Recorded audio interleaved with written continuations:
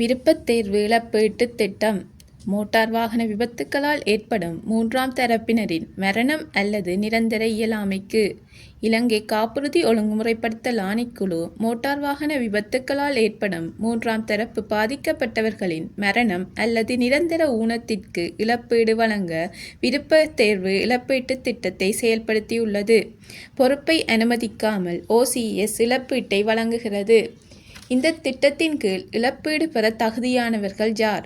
March 1, 2024 அன்று அல்லது அதற்கு பிறகு மோட்டார் வாகன விபத்துக்களில் இறந்த அல்லது நிரந்தர ஊனமுற்ற பாதசாரிகள் மற்றும் சைக்கிள் ஓட்டுநர்கள் போன்ற மூன்றாம் தரப்பு பாதிக்கப்பட்டவர்கள். இறப்பு ஏற்பட்டால் அத்தகைய பாதிக்கப்பட்டவரின் சட்டபூர்வ வாரிசுகள் விண்ணப்பிக்கலாம். இந்த திட்டத்தின் கீழ் இழப்பீடு பெற தகுதியற்ற தரப்பினர் யார்? மோட்டார் வாகன ஓட்டுநர்கள், ஊழியர்கள் மற்றும் பயணிகள். இழப்பீடு பெறுவதற்காக வேண்டுமென்றே மோட்டார் வாகனங்களுடன் மோதும் நபர்கள். கலவரம் அல்லது பயங்கரவாத செயலில் ஈடுபட்ட மோட்டார் வாகன விபத்தின் விளைவாக இறக்கும் அல்லது நிரந்தரமாக ஊனமுற்ற நபர்கள். இழப்பீடு வழங்குவது யார்? விபத்துக்கு காரணமான மோட்டார் வாகனத்தை காப்புறுதி செய்த காப்புறுதி நிறுவனத்தால் இழப்பீடு வழங்கப்படுகிறது. இழப்பீட்டுக்கு எவ்வாறு விண்ணப்பிப்பது?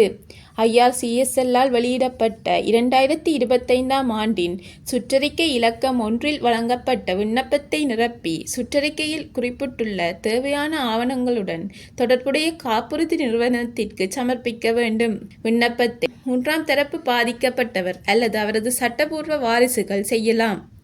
இழப்பீடு யாருக்கு வழங்கப்படுகிறது?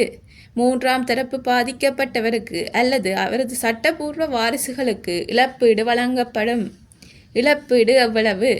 செப்டம்பர் 1, 2025 அன்று அல்லது அதற்கு பிறகு நடந்த விபத்துக்களுக்கு இறப்புக்கு ரூபாய் 1 மில்லியனும் நிரந்தர இயலாமைக்கு ரூபாய் 1 மில்லியனும் 2025 ஆண்டின் சுற்றறிக்கை இலக்கம் 1 உள்ள சதவீதங்களின்படி வழங்கப்படும். செப்டம்பர் 1, 2024 முதல் ஆகஸ்ட் 31, 2025 வரையிலான விபத்துக்களுக்கு இறப்புக்கு ரூபாய் 5 லட்சம் வீதமும் நிரந்தர இயலாமைக்கு ரூபாய் 5 லட்சம் வீதமும் 2024 ஆண்டின் சுற்றறிக்கை இலக்கம் 3 உள்ள சதவீதங்களின்படி வழங்கப்படும்.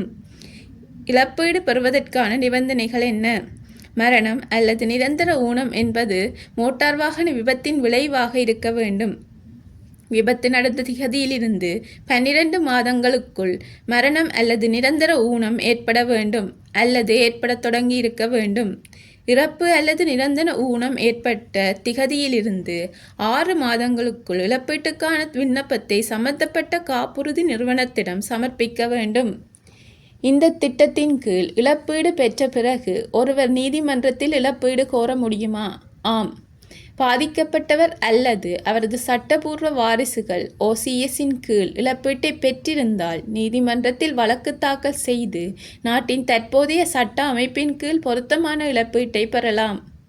OCS-இன் விண்ணப்பம் மற்றும் முழு விவரங்களையும் IRCSL வெளியிட்ட 2025 ஆண்டின் சுற்றறிக்கை இலக்கம் 1 காணலாம்.